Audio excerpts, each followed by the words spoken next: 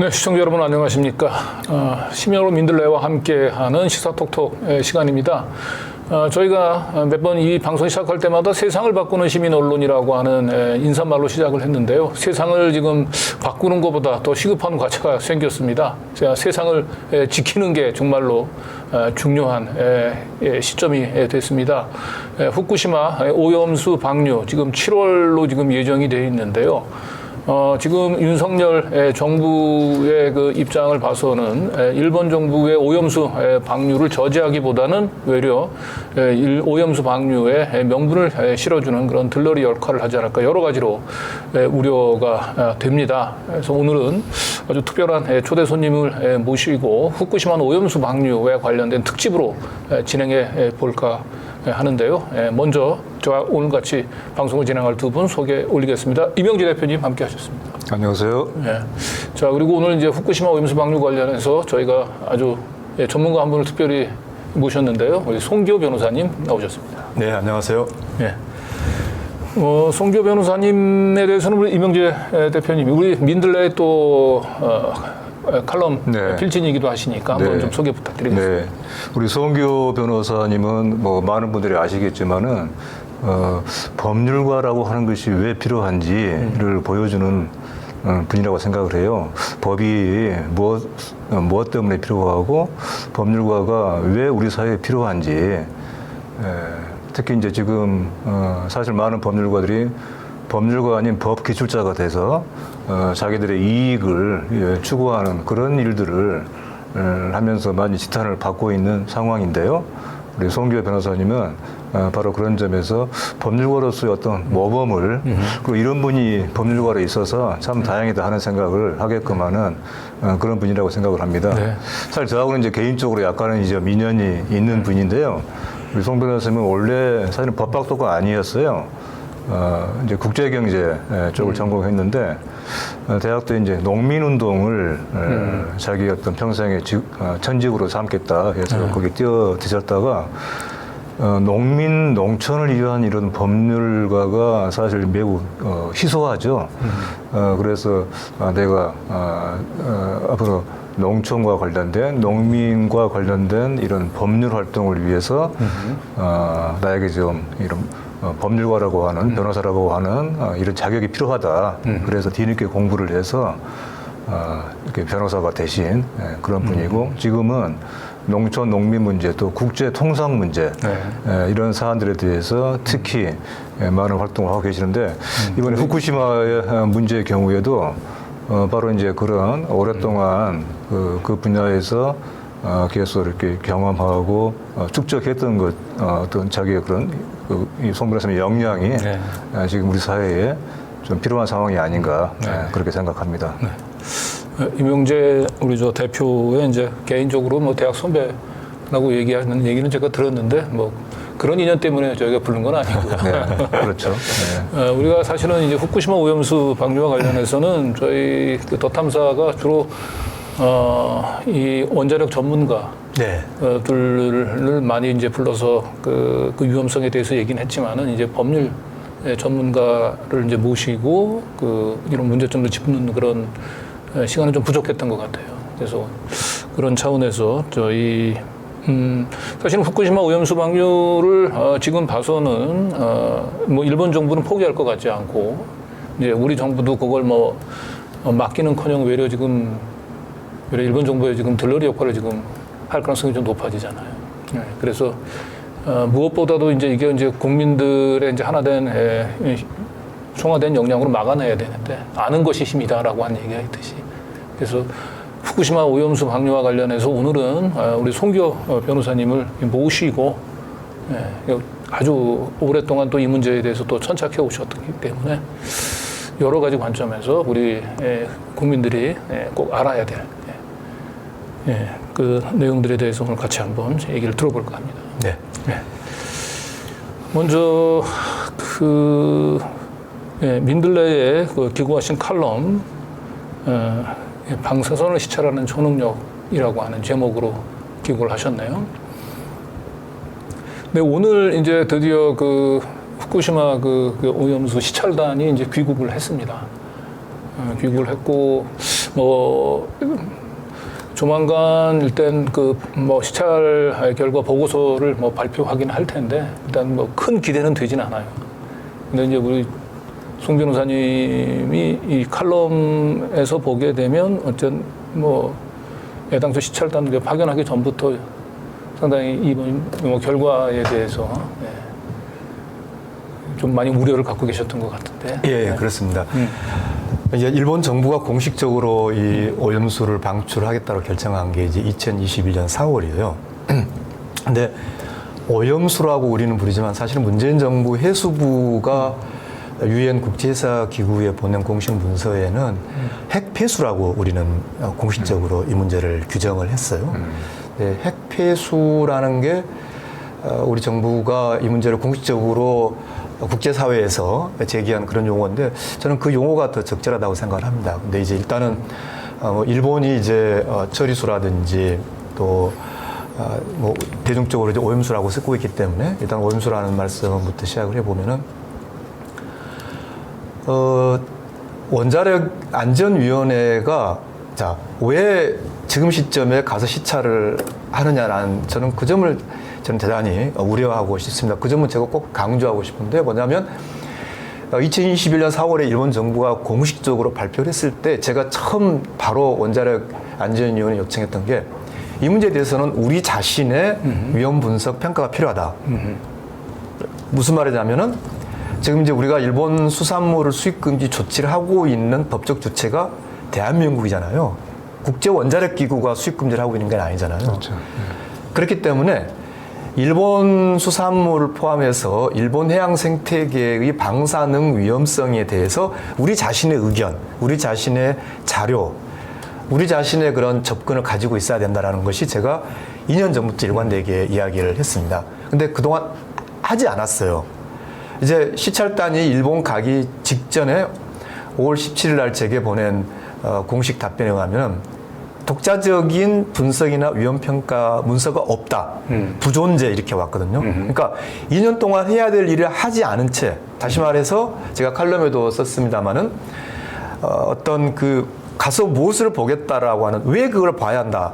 가서 확인할 문제가 뭐다라고 하는 우리의 입장이라든지 우리의 목적이나 문제의식도 없이 갔단 말이죠. 그건 아까 강 기자님께서 정확하게 말씀하신 것처럼 결국은 국제원자력 기구가 이제 다 마무리를 해서 안전성 검사해보니 문제가 없다라고 발표할 시점이 임박하니까 갔다라고 저는 생각합니다. 네. 가장 큰 문제가 우리 정부 스스로 그 오염수 그 방류에 대한 안전성에 대한 그 확고한 기준, 원칙, 철학 이런 것들이 없는 상태에서 건너간 게. 자, 그 역사를 한번 조금 더 이야기를 해볼게요. 그러니까 사실은 이제 2021년 4월에 일본 가기가 공식적으로 방출을 하겠다라고 선언하기 이전부터 일본은 이 문제를 여러 가지 치밀하게 준비를 해왔어요.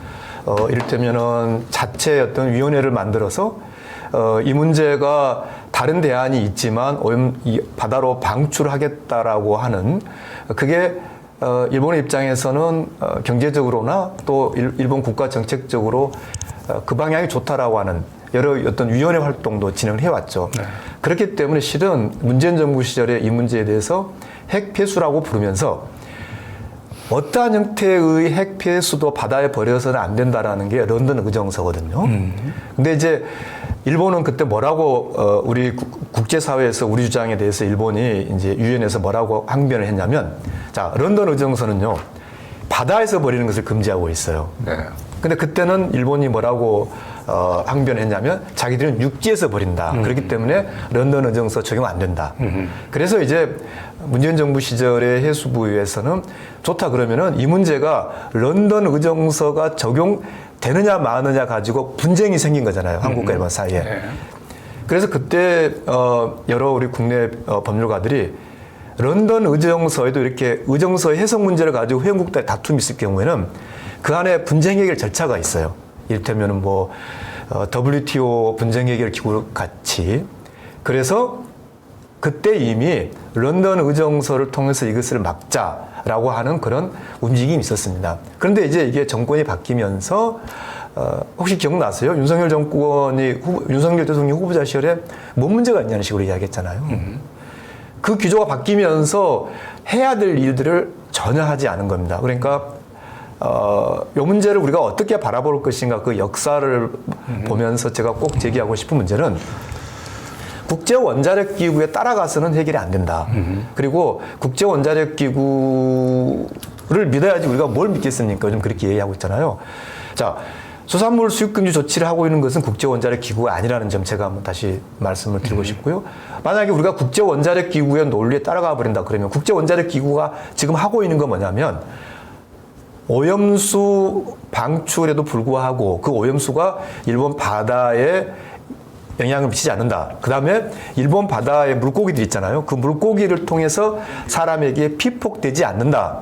이것을 검증하는 거거든요. 만약에 그 국제원자력기구가 안전하다고 했으니 우리도 받아들입시다라고 하는 순간 어떤 문제가 되냐면은 지금 오염수 방출에도 불구하고 일본의 바다는 안전하다는 거 우리가 받아들이는 것이 되거든요. 네. 지금 제가 가장 염려하는 것은 이번 시찰단이 다녀와서 저는 그냥 아예 쥐죽은 듯이 조용히 있으면 좋겠어요. 시찰단이 그냥 계속 검토 중이라고 차라리 하면 좋겠습니다. 근데 그게 아니라 뭔가 발표를 하잖아요. 가서 시찰해보니 문제가 없더라. 그러면 그게 이제 법적으로는 대한민국이 일본 오염수가 방출을 됐을 때 일본 해양 생태계 그리고 수산물을 통한 인간의 피폭에 대해서 한국 정부가 자체적으로 평가해서 문제가 없다라고 대외적으로 공표하게 됩니다. 네네. 그러면 그 공표의 국제법적 효과가 어떻게 되냐면요.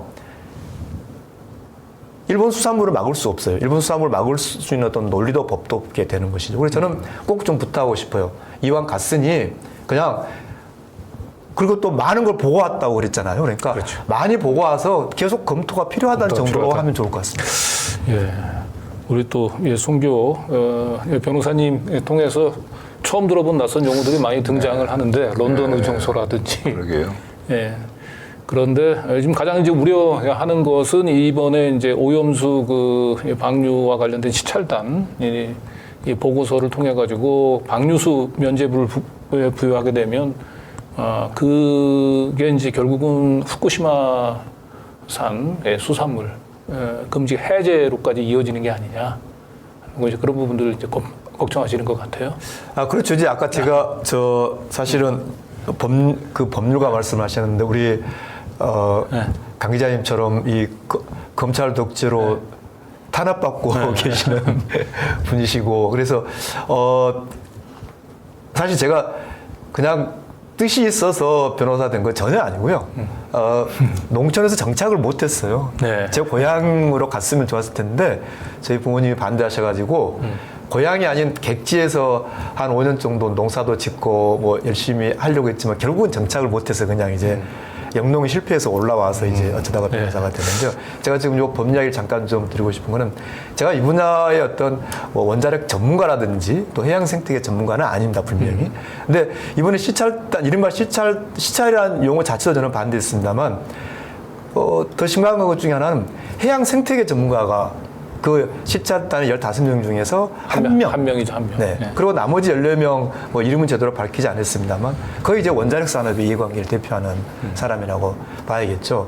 이제 아까 다시 그 이야기로 좀 돌아오면 근데 왜 이게 법적으로도 보지 않을 수가 없냐면요. 지금 우리가 일본의 수산물 수입 금지를 하고 있는 조치 자체가 법적 조치라서 그래요. 그리고 이 국제법상 우리가 이 자유무역 시대에서 물론 지금 뭐 이미 그 미국이 더 이상 자유무역을 완전히 훼손시키고 있습니다만 그러나 우리는 어쨌든 자유무역의 모범국가처럼 행동하고 있잖아요. 근데 자유무역의 원칙상 일본산 수산물을 막으려면 그 수산물 수입 금지가 필요한 위험 평가를 우리가 해야 되거든요. 이거는 우리의 의무이고 권한이에요. 원자력 기구가 하는 건 아닙니다. 흔히 그 검역 주권이라고 보통 얘기해요. 그렇죠. 네.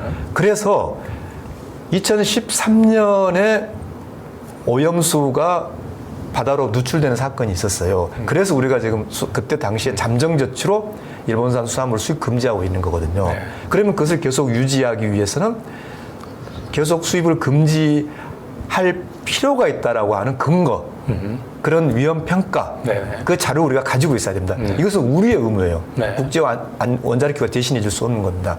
근데 만약에 이번에 시찰단이 와가지고 가보니 괜찮습니다라고 국제사회에 공표하게 되면 이제는 우리가 국제법적으로 수산물 수입 금지를 막을 방법이 없다는 거죠. 네. 네. 근데 먼저 그 이전에 우리 사실 시청자분들이 많은 국민들이 오해하고 있는 것 중에 하나가 IAEA 국제 원자력 기구 이 기구의 성격에 대해서 지금도 잘 모르는 분들이 많이 있으잖아요. 마치 이것이 어떤 원자력 안전에 대한 감독 기구인 것처럼 그래서 물론 그런 성격이 아예 없는 건 아니겠지만은 기본적으로 이것은 원자력 업계의 이해 대변 기관 우리가 그렇게 보는 것이 맞지 않겠습니까?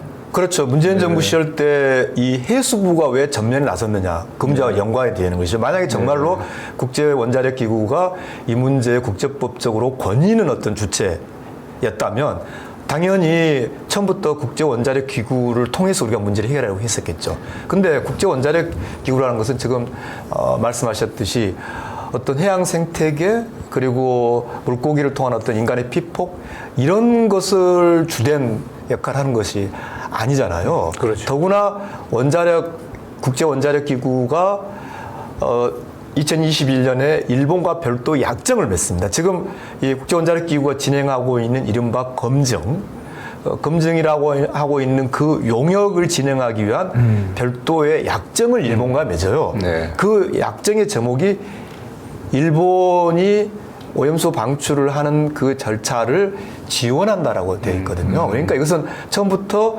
일본의 입장에 따라가기 위한 국제원자력기구의 용역인 거죠. 네. 그 지원이라고 하는 말 속에 그렇죠. 네. 그러니까 일본이 발주한 사실상의 용역을 그 수행하는 뭐 하청 업체 뭐 이렇게 표현할 수도 있겠나요? 그렇기 때문에 국제원자력기구를 신뢰해야지 우리가 그러면 누구를 믿겠냐 이런 식으로 지금 일부 말하는 사람들이 있는데 그렇죠. 지금 해양 생태계의 어떤 보전이라든지 또 인간의 어떤 건강 이런 문제는 아까 런던 의정서 말씀드렸듯이 UN 해사기구가 있는 것이고요. 네. 그리고 이제 유엔에서의 국제환경기구 UNEP가 있는 것이고요. 또 UN 해양법 협약이 있는 것이고요. 따라서 해양 생태계 안전과 인간의 건강이라고 하는 그것을 주제로 하고 있는 국제기구가 전면에 나서야 되는 것이죠. 그래서 제가 이제 문재인 정부 시절 때 이 문제를 원자력기구의 틀이 아니라 국제해양법재판소에 잠정조치 제소 준비를 하자. 그렇게 정부에 그때 제안했던 것은 이걸 어느 틀에서 이 문제를 접근하는가 굉장히 중요한 것이죠. 그렇죠. 이게 국제원자력기구의 틀, 즉 일본과 국제원자력기구의 약정에 의해서 국제원자력기구의 틀이 짜지고 그것을 마치 윤석열 정부가 우리가 국제원자력기구에 따라가야지 어디를 따라가야 되느냐 하는 말 자체는 이미 처음부터 일본의 전략에 동조한다는 것을 의미하는 것이죠. 그러니까 경기장 자체가 제대로 선택이 돼야 되죠. 일본 정부가 사실상 주도하고 그리고 일본 말하자면 이제 국제적인 원전 마피아들의 입김에 자유로울 수 없는 IAEA가 원전수 방류의 키를 쥐게 한 거. 이제 이 부분들이 뭐 여러 가지로 사실 문재인 정부 때 만시지탄들이 많은데 지금 얘기를 들어보니까 그때 이 오염수 방류에 대한 뭐 검증을 할 수 있는 그 틀을 좀 바꿔놨으면 하는. 예, 그래서 저는 굉장히 아쉬운 게 우리 원자력 안전위원회예요. 원자력 안전위원회에 대해서 제가 많은 문제의식을 가지고 있습니다만 뭐냐면 자 2021년 4월에 일본 정부가 공식적으로 발표를 할 때 제가 원자력 안전위원회 바로 일본에게 자료 요청을 해야 된다.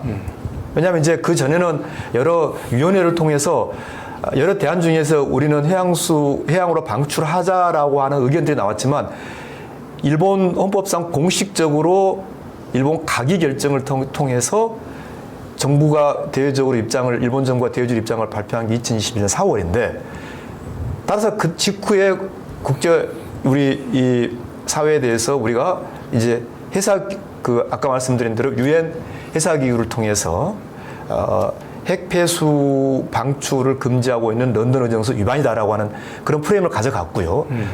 그럴 때 저는 이제 원자력 안전위원회도 어차피 일본에서는 당시에 이제 국제원자력기구를 통해서 해결하겠다고 했으니까 원자력 안전위원회도 일단 그 국제 원자력 기구의 틀 자체를 우리가 그렇게 돌아가는 것 자체는 피할 수가 없었기 때문에 그 트랙을 이용해서라도 이 문제를 저지시키기 위해서는 자, 일본에서는 우리의 원자력 안전위원회라고 해당되는 기구가 원자력 규제위원회예요. 어떻습니까, 한 기자님? 원자력 안전위원회라고 불러야 맞나요? 원자력 규제위원회라고 불러야 맞나요? 그래서 일본의 원자력 규제위원회에 자료를 요청해야 한다. 끈질기게. 네. 너네들이 정말로 그 국제 규범에 맞게 안전평가를 할 것이냐. 뭘 근거로 가장 제가 이제 오늘 여기까지 말씀드리고 싶은데요. 오염수가 130만 톤인데 그 중에서 가장 심각한 상태, 이렇게 막 그 슬러지라든지 가장 위험성이 높은 상태에서 샘플을 꺼내서 이후에 처리 과정을 보는 게 맞잖아요. 그죠? 그렇죠. 그런 가장 기본적인 거. 그리고 이제 지금 뭐 30년 방출한다고 했는데 그 30년 방출되는 사이에 오염수가 또 쌓이거든요. 그러면 가령 50년, 60년 방출되는데 그렇게 장기적으로 방출될 때 어떤 이게 축적됐을 때 어떤 위험성 이런 두 가지 핵심적인 사항에 대해서 계속 집요하게 일본에게 자료를 요구해야 된다.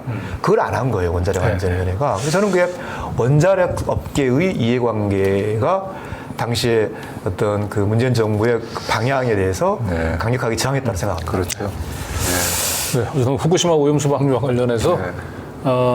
이게 서두를 가볍게 열려고 했었는데 워낙 이게 처음서부터 심각한 문제여서 제가 좀 말이 좀 길었습니다. 워낙 뭐 사실 이제 브로드하게 다 네. 짚어본 것 같긴 한데 어쨌든 지금 이제 후쿠시마 이제 오염수 방류 이제 7월 달 시간이 사실 얼마 남지를 않아서 그래서 이건 이제 시민 뭐 대책위 긴급하게 좀 뭐 구성이 될 필요가 있을 것 같은데 우리 송기호 변호사님 같은 분들이 이제 시민 대책위의 단장을 맡아가지고 거꾸로 한번 지금 이제 시민행동 구성되어 있고요. 저도 거기에 자문을 같이 해주고 있습니다. 예. 우리 송기호 변호사님 같은 분이 이번에 시찰단 단장으로 갔어도 단장으로 갔으면 그나마 제가 보기엔 뭐 제대로 보고 온 건 없다 하더라도 그 일본 정부의 그 대변인 역할을 하진 않으셨어요. 만약 제가 단장으로 갔으면 이러이러한 것들을 보자, 내놔라. 네. 안 내놓으면 이제 안 가는 거죠. 그리고 일본 정부가 핵심적인 자료를 제출하지 않았다. 그렇게 돼야 되겠죠. 네. 이번에 보니까 중국의 그 황구시보라고 있죠. 네, 황구시보 있죠. 황구시보에서 이번 한국의 시찰단을 이제 산무 시찰단이라고 평가를 했더라고요. 우선 시료 채취 없고 그 다음에 그 언론, 네. 언론 참관이 안 되고 그리고 마지막에 또 한 가지가 뭐였죠? 그러니까 이 산무 그러니까 이제 시료 채취하고 그 다음에 이제 언론들 참관이 없는 그런 상태에서 이루어졌기 때문에 사실상 이 한국 정부는 이제 들러리 역할을 할 수밖에 없었던 산무 시찰단이라고 이제 표현을 했는데 그 뭐 박강원 원내대표는 이번에 이제 시찰단 오늘 귀국하는 거에 맞춰서 깡통 보고서라도 일단 국회에 성실하게 보고하라 뭐 이렇게 얘기를 했는데 지금 송 변호사님 말씀은 아예 보고서 자체를 공개 안 하는 게 차라리 낫다. 아니 보고서를 공개 문제가 아니라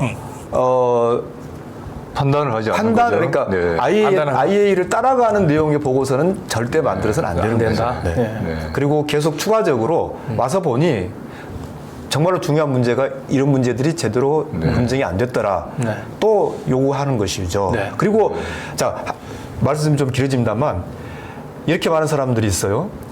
일본이 뭔가 시혜를 베풀어서 시찰을 하겠다라고 하는데 그렇지 않습니다. 우리 심지어 국제 원자력 기구에서의 협정에 의하면은요.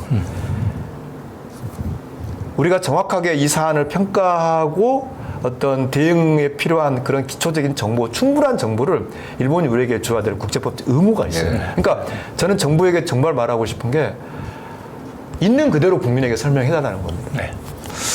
자, 잘하겠습니다. 일단 여는 말씀, 묵직한 여는 말씀으로 시작을 했는데 어쨌든 아까 제가 말씀드렸듯이 가장 중요한 건 후쿠시마 오염수 방류를 막기 위해서는 우리 국민들이 잘 알아야 되고 그래서 이 정부의 그 발표의 허점, 맹점들에 쉽게 우리가 속아 넘어가서는 안 될 것 같습니다. 그래서 우리 시민 언론 민들레의 역할이 더 중요할 것 같은데 그래서 시민 언론 민들레 구독 캠페인 그리고 시민 언론 민들레 이제 유튜브 서비스 하는 건 이제 모르시는 분이 없을 것 같은데 저희 시청자분들은 주변에도 널리 시민 언론 민들레 직접 이 귀로 듣는 시민 언론민들도 있다라고 하는 말씀 좀 많이 홍보해 주시고요. 그리고 민들레 이제는 이제 좀 1만 구독 후원자 만들기를 이제 2만, 3만 이렇게 좀 올라가야 되는데 아직도 한동안 쭉 초창기에 좀 민들레 후원자가 많이 늘었는데 요즘은 약간 이제 좀 조금 정책이라고 합니다. 그래서 후쿠시마 오염수 방류 이 시민들 긴급 행동을 계기로 해가지고 민들레 일단 1차적으로 1만 구독 후원자 만들기 캠페인부터 목표를 달성했으면 좋겠습니다. 네, 저도 오늘 후원을 하기로 했습니다.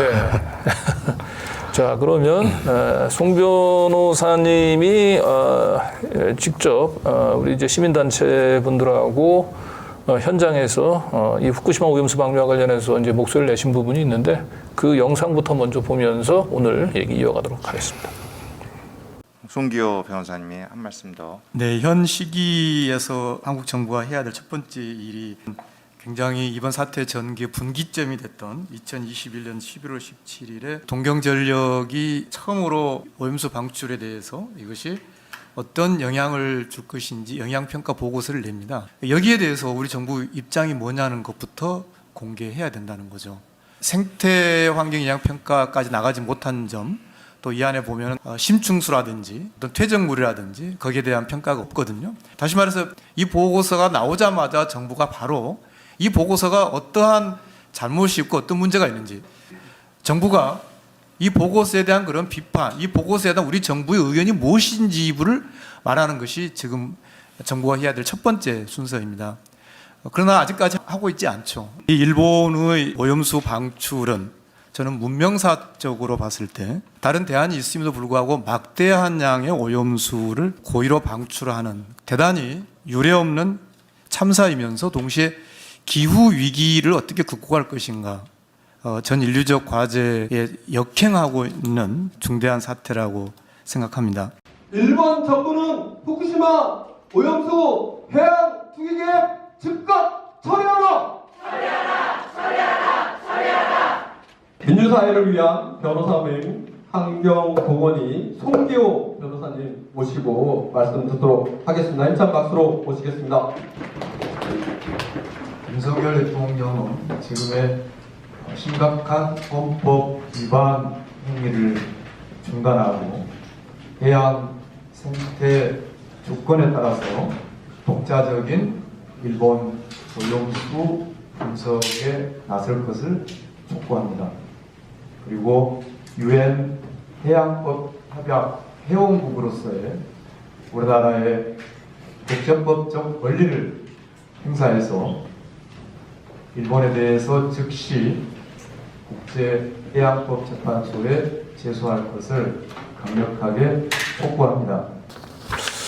네, 지금 뭐 윤석열 정부는 뭐 오염수를 이제 처리수라고 얘기를 하면서 일본 정부의 그 오염수 방류에 대해서 별다른 문제가 없다 이렇게 이제 얘기를 좀 하고 있습니다만 최근에 나온 국민 여론조사에서는 국민 85.4%가 후쿠시마 오염수 방류에 반대하는 걸로 나왔네요. 환경운동연합이 조사한 것이고요. 그래서 85.4%가 오염수 해양 투기에 반대하는 것으로 나타났는데 저는 너무나 당연한 결과일 테고요. 85%면은 사실 이 사안에 대해서 어느 정도 정보를 알고 있는 사람들이라면은 거의 뭐 100%에 해당된다라고 볼 수 있을 것 같아요. 네. 반대한다가 85%, 찬성한다가 10.8%로 나와요. 오히려 뭐 나머지 15% 내지 10%가 왜 저런 숫자가 나오는가에 대해서 오히려 저게 이제 의문이 되는 수치. 보통 이제 윤석열 대통령에 대한 지지율 조사해 보면 반대가 한 60, 찬성이 한 30 가까이 나오는 30 정도에 나오는 걸 보면은 보수층 중에 상당수 윤석열 대통령을 지지하는 사람들 중에 상당수도 이 오염수 방류에 대해서는 이제 반대 입장을 갖고 나타났죠. 지금 수치로 나오기는 이른바 보수로 분류되는 이런 그 사람들의 46%가 정부의 대응에 대해서 잘못하고 있다라고 하는 것이니까 지금의 대통령을 지지하는 사람들 중에서도 이 사안에 대해서만큼은 지금 엇갈리는 것이죠. 네. 그리고 이제 후쿠시마 오염수 안전성에 대한 일본 정부 주장에 대해서도 신뢰하지 않는다가 네. 거의 80%, 비슷한 수치이죠. 네, 신뢰한다는 17%요. 네. 자, 그리고 후쿠시마 원전 오염수 처리 방안들에 대해서 지상 처분 시설을 만들어 장기 보관해야 78.3%, 해양에 방류해야 8.5%. 근데 많은 분들은 원전 오염수를 해양에 방류하든지 말든지 뭐 둘 중에 하나의 선택지밖에 없는 걸로 이거 많이들 생각하고 있을 텐데 사실은 지금 현재 육지에 장기적으로 보관할 수 있는 방법도 있는 거 아닙니까? 그렇죠. 일본 그 아까 말씀드린 대로 일본 가기 결정 그 전에 일본의 위원회에서도 여러 대안을 검토를 했었고요. 네. 지금 일본 안에서도 많은 분들이 해양으로 내보내는 것 말고 일본 안에서 문제를 해결하는 그게 맞다라고 많은 분들이 이야기하고 계시죠. 다만 이제 그게 아무래도 해양에 방류하는 것보다는 뭐 비용은 좀 적게 많이 들겠죠. 육상에 장기 보관 시설을 하게 되면. 저는 이 문제를 일본이 돈도 많고 그런데 왜 굳이 방류하려고 할까? 네. 저는 이게 일본 우익들의 국가 전략이라고 생각을 해요. 뭐냐면은요, 일본 우익들은 이제 일본이 다시 일어나야 된다. 그걸 이제 그 사람들은 부흥이라고 애둘러 표현하지만 그걸 위해서는 2011년에 후쿠시마 원전 사고로 인한 어떤 일본의 어떤 급격한 위축이 있었잖아요. 그것을 현재 일본 정치 집단이 그걸 우리가 해결했다라고 하는 것을 중요한 국가 전략을 삼고 있습니다. 그런데 왜 방출을 하느냐? 그건 결국은 단지 돈만의 문제라고는 저는 보지 않고요. 그러니까 관리하고 있다. 다시 말해서 충분히 관리할 수 있다. 일본 국민들에게 그런 잘못된 생각을 심어주려고 하는 것이라고 생각합니다. 그러니까 육지에 계속 두는 것보다는 이것을 어쨌든 일본 바깥으로 내보냈고 이것이 국제사회에서도 인정을 받았다. 그리고 그 다음 단계 대단히 중요한 문제인데요.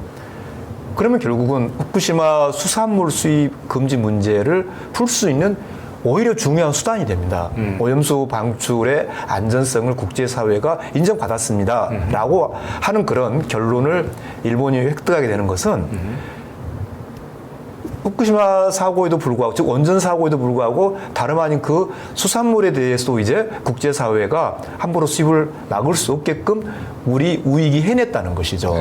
그래서 저는 이걸 단순히 어떤 여러 대안 중에서 비용이 적게 들어가는 것만의 문제라기보다는 일본의 현재 정치 지배 집단들의 그들이 지향하려고 하는 어떤 일본의 국가 전략이 일환이라고 저는 보고 있습니다.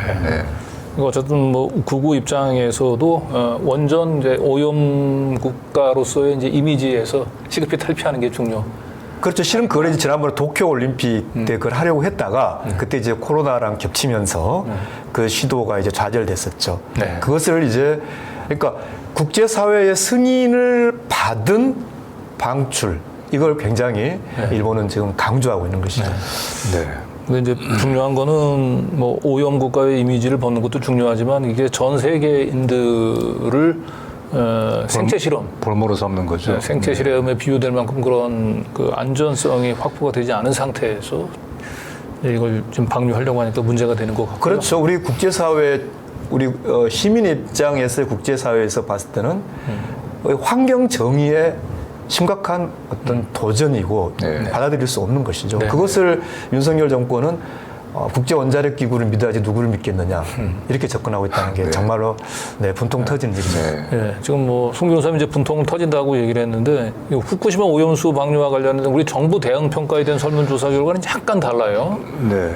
예, 잘못하고 있다가 64%, 잘하고 있다가 30%. 이건 거의 대통령 그 지지율하고 좀 비슷하게 나와요. 그렇죠. 그러니까 오염수 방류에 대해서는 이제 부정 평가가 80% 이상인데 우리 정부의 대응에 대한 것은 이제 대통령 지지율과 거의 비슷하게 가고 있어요. 그래서 이 문제에 대해서는 보수층에서 오염수는 방류돼서는 안 되고 우리 정부가 그 부분들에서는 잘 대처해 줄 것이라고 하는 이런 믿음들이 또 좀 깔려 있는 게 아닐까 싶어요. 네. 보수층에서. 지금 이제 그러니까 저 문제는 저는 이렇게 보고 싶어요.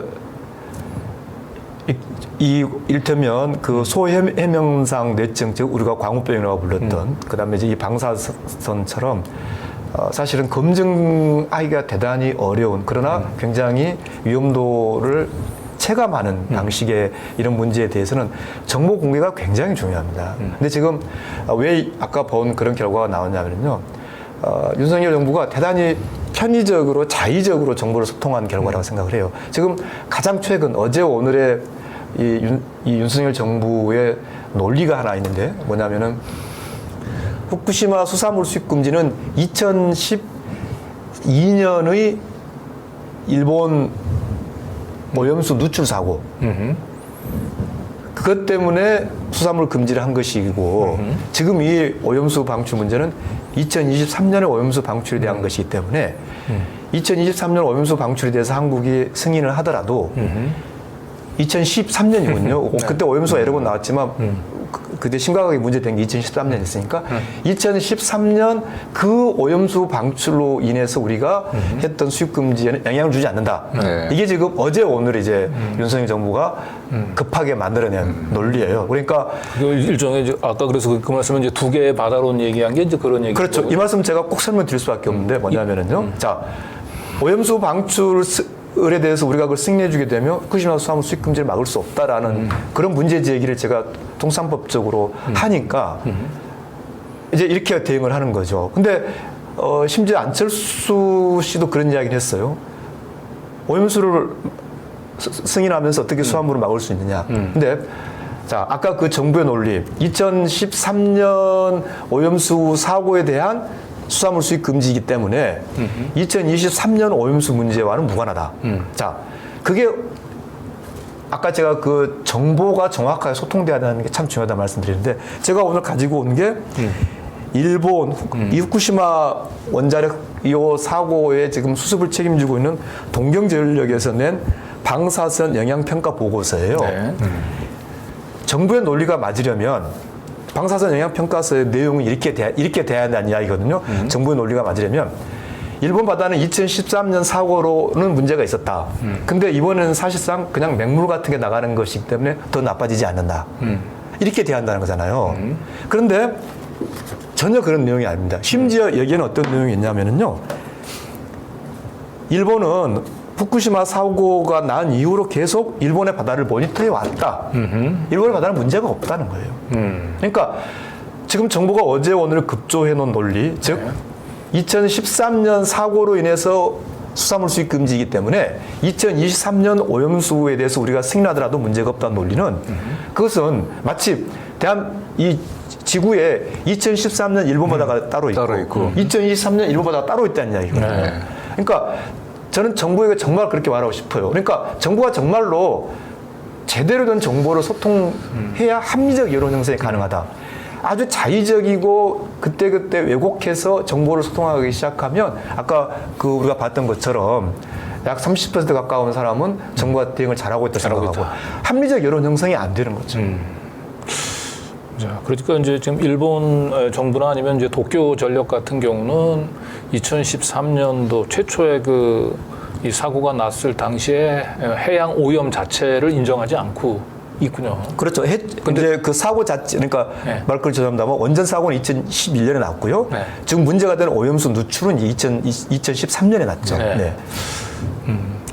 그래서 일단 지금 정부 자체가 이제 일본 정부에서 주장하고 있는 내용 자체를 지금 왜곡해서 우리 국민들한테 전달하고 그러니까 있는 그대로 이야기를 해야지 대통령실이 그냥 대통령실 책상에서 마치 이 사건을 만들었다가 지웠다 만들었다 지웠다 잘못된 정보를 유통시키고 있다는 거죠. 그러니까 아무래도 이제 오염수 방류 허용도 사실은 이제 막기 현실적으로 어려운데 이게 이제 수산물 후쿠시마산 수산물 이제 수입 허용으로까지 이제 이어지게 되면 워낙 이 정권의 타격이 심하니까 나름대로는 오염수 방류를 허용하더라도 수산물 후쿠시마산 수입 금지 조치는 계속 유지된다라고 하는 걸 이제 얘기하려다 보니 두 개의 바다론을 그런데요. 자, 이 문제가 한일 관계가 어떻게 또 왜곡되냐면은요.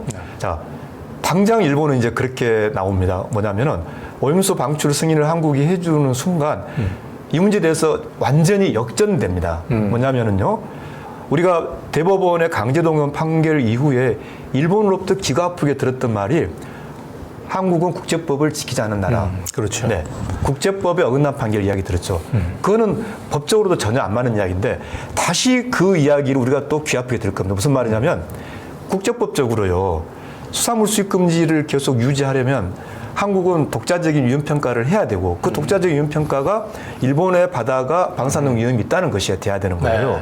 그런데 지금 일본 바다는 오염수, 우리가 오염수의 안전성 평가라는 것이 이 오염수를 직접 뭐 되느냐를 평가하는 게 아니라 오염수가 일본 바다에 나가서 해양 생태계, 그 다음에 일본 수산물을 통해서 피폭될 것인가 그 안전성이거든요. 거기에 대해서 문제가 없다라고 하면서 일본산 수산물을 계속 맡게 되면 바로 일본은 우리에게 그런 이야기를 할 겁니다. 그렇죠. 국제법을 지키지 않는 나라. 그러니까 지금 윤석열 정부의 이러한 행태는요.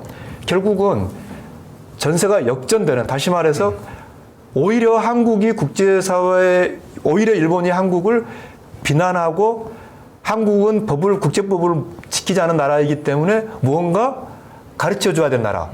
한번 보십시오. WTO 수출 규제. 제가 잠깐 그 말씀 꼭 드리고 싶습니다만 WTO 수출 규제 일본이 처음에 어땠습니까? 마치 우리나라가 그 핵 어떤 물질이라든지 이런 것을 관리를 잘못해서 북한에 간 것처럼 그렇게 근거 없는 거짓말을 하면서 수출 규제를 했잖아요. 근데 지금 상황은 어떻게 됐습니까? 일본은 내부적으로 그렇게 설명하고 있어요.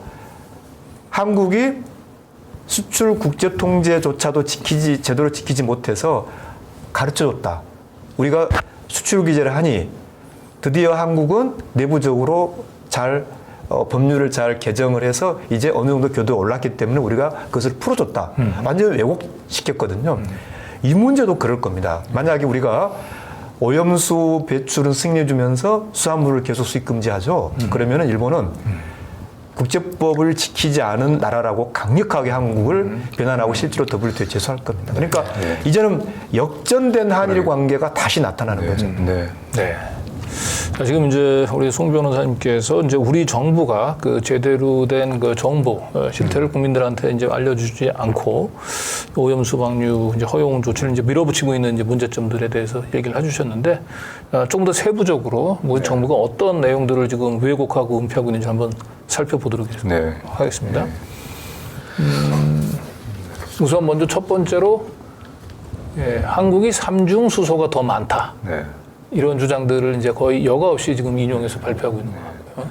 그 바로 엊그제 이제 국회 운영위원회에서 대통령실을 상대로 해서 질의 과정에서 나온 대통령실의 답변들입니다. 저 내용들이 다 대통령실의 답변이라는 거죠. 그러니까 이제 지금 이제 말씀들 하신 것처럼 이른바 이제 오염국가 이미지를 잘못된 방식으로, 그릇된 방식으로, 무모한 방식으로 그것을 벗어나려고 하는 일본 정부의 저 같은 시도를 지금 다른 것도 아니고 한국의 대통령실에서 저렇게 일본의 자민당과 일본 도쿄 전력의 논리를 그대로 가져와가지고 어떻게 보면 그 이상으로 저렇게 강변을 하고 있는 것이죠.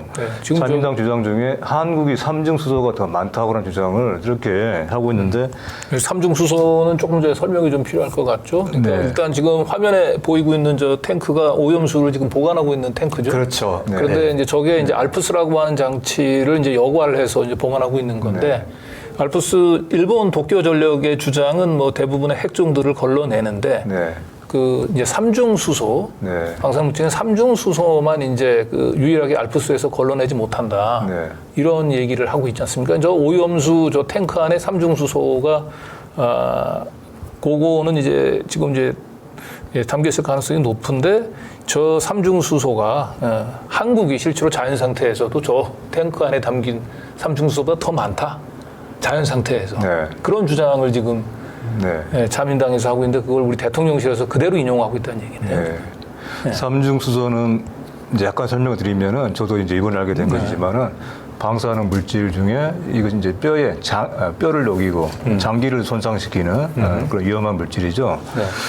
그래서 삼중 수소가 지금 이제 많이 논란이 되고 있는 그런 방사능 물질인데 어쨌든 이것은 이제 사실관계도 맞지가 않고 그리고 우리가 이제 방사능에 대해서는 사실 이번에 저 기사에도 나오지만은 가장 큰 문제는 우리가 모르는 게 많다는 거예요. 저것이 위험성이 당장에 어떤 그 해악이 있는지 그리고 지금은 어떤지 모르겠지만은 장기적으로 저것이 인체에 어떤 유해성이 있는 것인지를 당장 우리가 알 수가 없다는 것입니다. 그래서 방사능 물질에 대한 우리의 이런 대응은 가장 위험한 상황을 가장 위험한 최고도의 위험을 상정을 하고 거기에 맞춰 대응하는 것이거든요. 사실 그래도 이것이 충분치가 않죠. 하지만 그것이 지금까지 우리 인류 문명 사회가 취해왔던 방사능 물질에 대한 우리의 어떤 안전에 대한 올바른 태도였죠. 근데 이것을 다른 것도 아니고 한국의 이제 대통령실에서 다른 것도 아니고 일본의 자민당 주장을 인용해 가면서까지도 저렇게 얘기를 저 탱크수에 담긴 삼중수소, 방사능 물질인 삼중수소의 이제 농도가 한국의 자연 상태보다 더 낮다. 뭐 이렇게 이제 얘기를 하고 있는 거고, 두 번째 지금 가짜 뉴스 대통령실에서 전파하고 있는 것인데, 삼중수소가 열흘이면 배출. 저런 논리가 도대체 어디서 나온 건지 모르겠지만 실제로 반감기는 이제 최대 1년 반이다. 라고 하네요.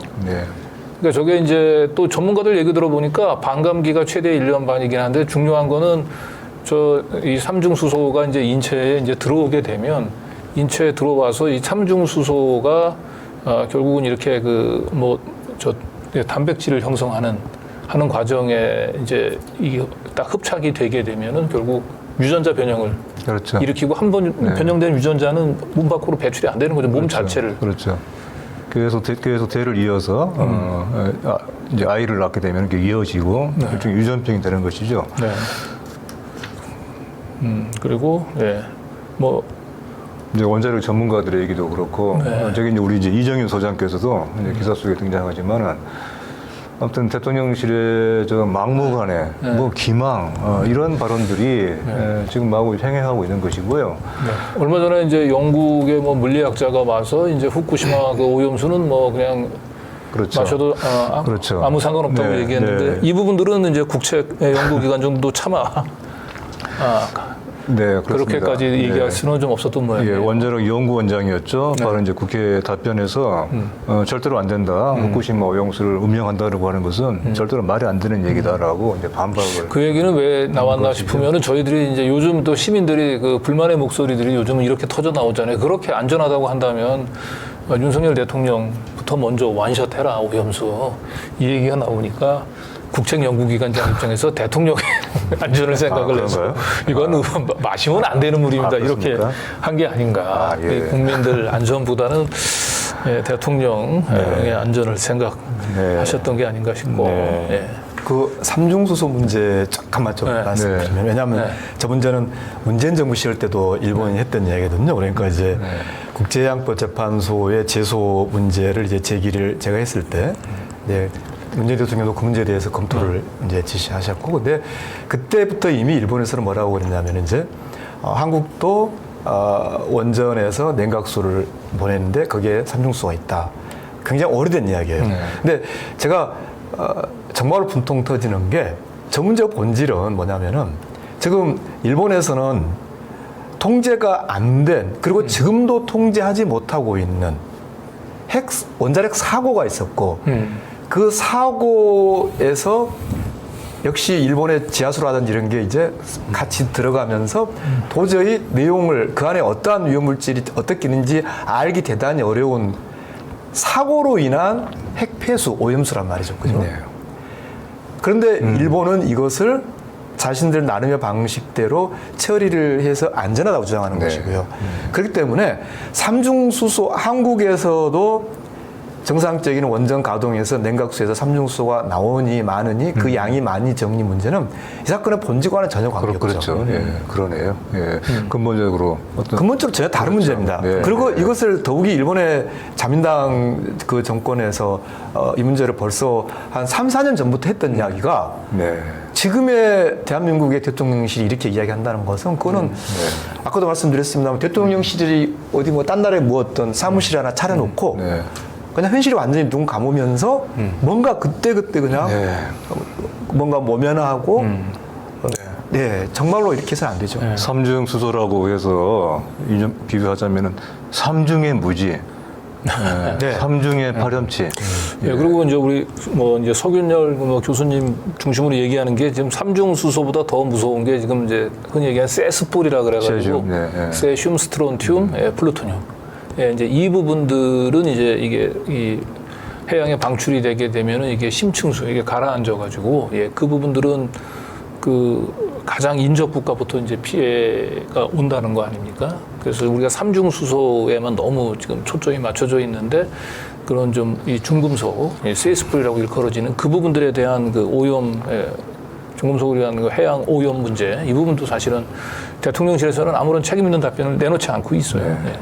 대신 좀 이렇게 시원하게 원샷하는 건 조금 두려운가 봐요. 그래서 국책연구기관장이 국회에서 음영수로 마시면 안 됩니다 이렇게 얘기를 한 것 같고. 그러니까 그 원샷 이야기는 저는 사실 그게 이제 딱 눈에 들어온 것이긴 하지만 사실은 이 오염수 안전성 문제라는 게 이걸 마셔도 되느냐를 평가하는 건 아니거든요. 그렇죠. 다시 한번 강조합니다만 네. 해양 생태계 그리고 그렇죠. 물고기를 통해서 인간이 피폭되느냐. 맞습니다. 근데 이제 왜 우리가 그 본질에 지목해야 되냐면 결국은 이게 수산물 수입금지랑 맞닿아 있는 거니까. 맞아요. 네, 그 점 저는 좀 그래서 마셔봐 그런 이야기도 필요하지만 그게 문제의 어떤 본질 전부는 아니라고 생각합니다. 네, 오죽 이제 국민들이 그럼요. 이제 분노가 네. 심하면 네. 그런 네. 얘기가 나오겠죠. 그렇죠. 네.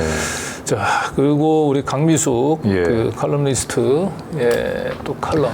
네. 자, 바로 저런 식의 자, 국가의 존재 이유가 무엇인가에 대해서 정말 다시 한번 근본적으로 의문을 제기하고 있는 지금의 상황에 대해서 우리 강미수 선생께서 그야말로 맹렬하게 질타하는 글인데요.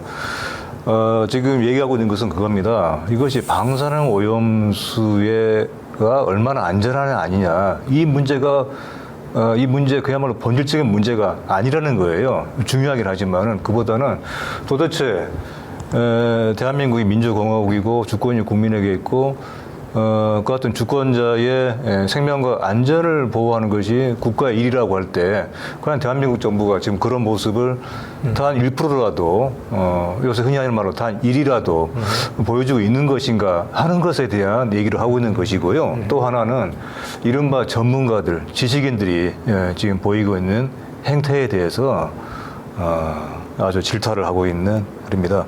이번에 이제 시찰단의 가치관, 전문가들도 명단조차 지금 공개를 못 하고 있잖아요. 지만요. 그래서 아까 얘기했던 제가 생각이 나요. 황구시보에서 얘기한 산무 중에 하나가 네. 명단 공개예요. 명단 공개가 없다. 네, 그러니까 시료 채취, 명단 공개, 그다음에 언론 참관 이 세 가지가 없는 산무 이렇게 얘기를 했었는데 바로 얘기했. 명단 공개 지금 시찰단 명단이 지금 단장 외에는 공개가 아니지 안 됩니다. 그 일본에서 돌아다니면서도 그 버스 안에서 이제 거의 뭐 숨어서 기자들한테 자기 눈에 띌까봐 이런 웃지 못할 해프닝이 벌어지고 있는데,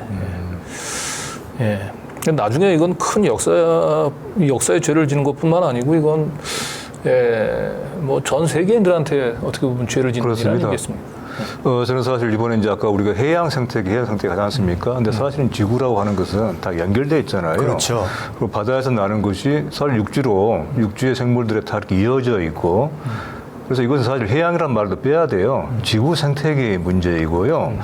그리고 지금 일본이 저지르고 있고 한국 정부가 조력자가 되려고 하는 지금의 이런 사태는 좁게는 일본의 후쿠시마 어민들, 조금 나아가면 우리 한국인들, 그리고 더 넓게 보자면은 인류에 대한 도전이고 범죄입니다. 네.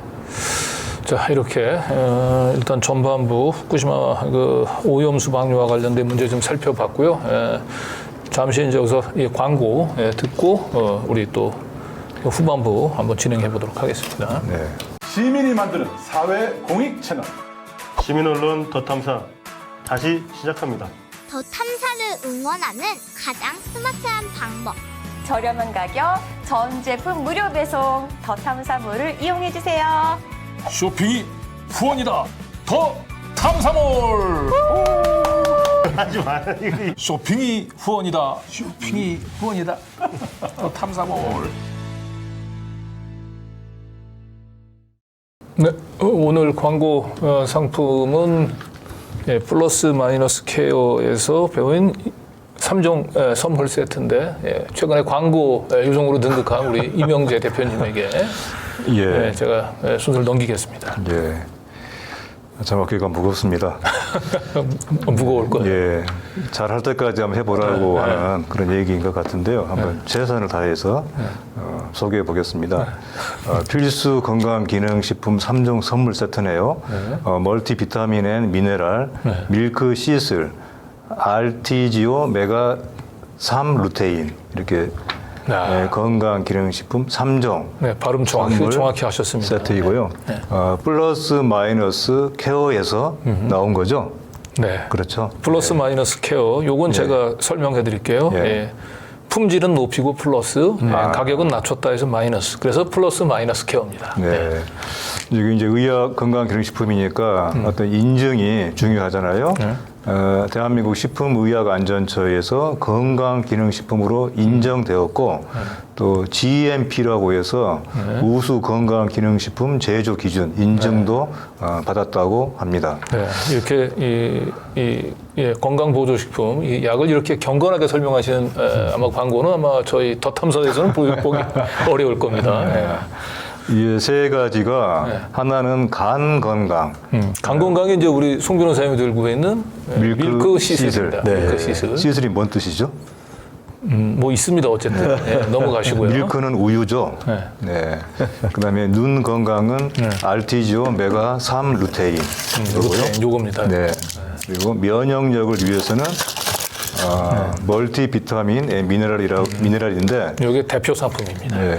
필수 비타민 13종과 미네랄 10가지 담았다고. 내가 늘 얘기하지만 하네요. 몸에 필요한 히토류가 네. 농축돼 있는 요 한 알에 네.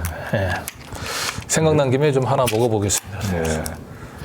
일일 영양 성분 기준치를 100% 충족한다고 합니다. 이 가격인데요. 가격이 38,700원이면은 상당히 싼 건가요? 보통 네, 여기에는 이제 이 정도를 따로따로 드시려면은 아마 10만 원도 넘게 든다고 하는데. 색깔 노랗나요, 그거요? 더탐사물에서는 23종의 비타민과 미네랄이 함유되어 있는. 아이고, 제가 왜 이렇게 흥분할까? 약효가 바로 나오네요. 네. 넘칩니다, 힘이. 예. 하루 1,300원도 안 되는 가격에 완벽하게 필요한 영양 성분을 챙길 수 있다고 하니까 이 제품을 구입하는 것을 진지하게 고민해 보시기 바랍니다. 자, 온라인 결제가 어려우신 분은 1544-1871로 전화 주문도 가능하다고 하고요. 전화 주문은 평일 오전 10시부터 오후 5시까지 가능합니다. 쇼핑이 후원이다. 더 탐사몰. 쇼핑이 후원이다. 네, 쇼핑이 후원이다. 우리 제가 항상 믿는 우리 이명재 대표께서 이렇게 정말 진지하면서도 솔깃한 그런 광고 해주시네요. 특히 면역력이라는 게 저는 싹 들어오는데요. 네, 저도. 네. 제가 좀 진지하게 했습니까? 네, 아주 신뢰성 있게 했습니다. 제가 아까 그 저녁을 먹어서 진지합니다. 진지를 먹어서 좀 진지하죠. 네. 오늘도 어김없는 썰렁한 아재 개그로 마무리를 하신 것 같고요. 자, 어쨌든 이 멀티 비타민에는 미네랄, 그 다음에 루테인, 그리고 밀크 시슬 이렇게 3종 선물 세트. 그러다 너무 약 좋다고 남용하지 말고 밥 잘 챙겨 드시고 운동도 신경 쓰시기 바랍니다. 자, 이제 광고. 아까 그 플러스 마이너스 잠깐 설명해 주신다고 그랬잖아요. 플러스 마이너스 아까 설명했잖아요. 이게 가격은 올리고 낮추고 네, 그다음에 품질은 높이고 그래서 플러스 마이너스. 네, 한 번 더 듣고 싶었습니다. 예. 자, 깊은 생각에서 하신 말씀이네요. 자, 다음 이제 우리 후반 한전 달려보도록 하겠습니다. 네. 오늘도 시민언론 더 탐사 그리고 스튜디오 더 탐사 두 군데를 통해서 동시에 라이브 진행 중이고요. 스튜디오 더 탐사에서 구독, 좋아요, 알림 설정도 잊지 말아 주시기 바랍니다. 그리고 스튜디오 더 탐사 스태프들이 저한테 간곡히 부탁을 했습니다. 스튜디오 더 탐사 구독과 함께 슈퍼챗 후원도 부탁드리도록 네. 하겠습니다.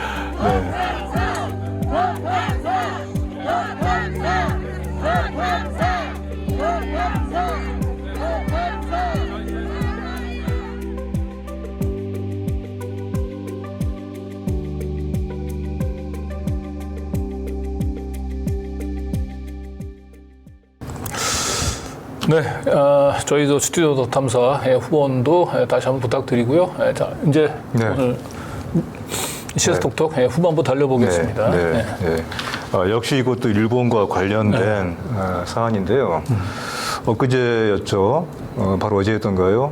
아주 또 충격적인 또 하지만 또 어느 정도 그렇게 이제 일이 진척이 돼서 예상됐던 일이기도 하지만은 일본 자위대함이 우리 바다를 누빌 날이 이제 거의 뭐 한 달 앞으로 다가온 것 같습니다.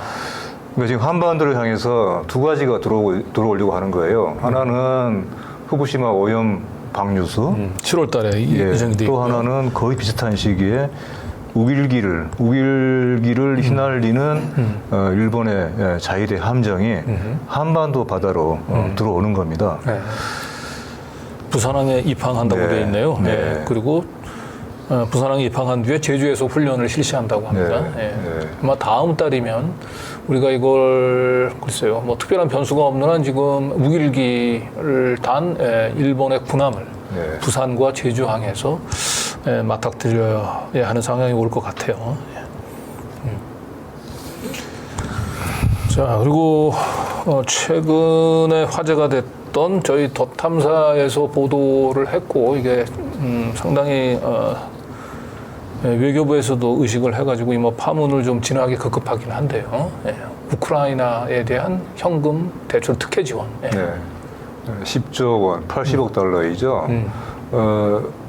그러면 이제 초특혜 조건으로 아마 0.15%인가요? 0.15%. 연 이율이죠.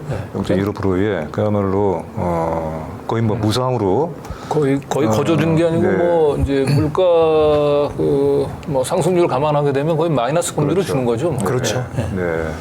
어쨌든 80억 달러를 지금 특혜 대출을 한다고 하는 것이 한국 정부가 아니고 우크라이나 경제부를 통해서 먼저 이게 우크라이나 정부 홈페이지에서 그렇죠. 발표를 했습니다. 공개가 됐죠. 근데 여기에 대한 도대체 이것이 사실이냐 아니냐. 일단 사실이어도 이게 문제이고요. 또 사실이 아니라고 한다면은 여기에 대해서 왜 우리 정부는 거기에 맞게 대응을 하지 않는지 많은 의문을 낳고 있어요. 모든 게 수수께끼이죠.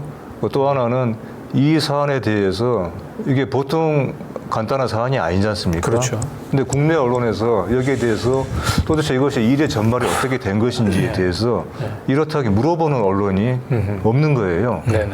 도대체 이 이상한 침묵이 무엇인가에 대해서 저희 민들레도 좀 많이 좀 알아보고 있습니다만은 어떤 이 사안은 반드시 규명이 돼야 되는 그런 사안이라고 봅니다. 네, 그러니까 우리가 지난주에 저희가 일요일 날 그 더 탐사 이제 취재 후에서 최초로 좀 이걸 문제를 제기를 했어요. 네. 우리 정부에서 숨기고 있는 이 80억 우크라이나에 대한 이 초특혜 대출 문제를 제기하고 그 다음에 이제 그 김어준의 이제 뉴스공장에서 이 내용을 좀 상세히 보도를 했고 그러자 이제 외교부에서 이 부분들은 사실이 아니다라고.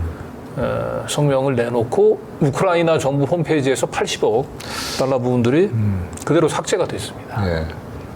그대로 삭제가 됐는데 글쎄요 우크라이나 정부 홈페이지에 공식적으로 저런 가짜 뉴스를 올렸을 일은 만무할 것 같고 뭔가 좀 우크라이나 정부 입장에서는 이번에 이제 한국을 방문해서 엄청난 외교 성과를 거둔 거죠. 네. 한국의 기둥뿌리를 하나 뽑아간 건데. 근데 우크라이나 정부로서는 얼마나 살지 뭐 자랑하고 싶겠습니까? 자국 국민들에게. 근데 그것이 한국 정부가 공경에 처하니까 그래 일단 이것은 주기로 하자. 그래서 뭐 그렇게 했는지도 모르겠고요. 아무튼 많은 우혹투성이죠. 밝혀야죠. 일단. 네, 좀 화면 한번 다시 한번 보여주시면은 저 왼쪽 편에 좀 확대해 주시면은요. 저기가 8빌리언이라고 해서 이제 그 한국 정부가 이제 차관 주기로 한 액수가 저렇게 명기가 돼 있었어요. 8빌리언이라고 해서 80억 달러.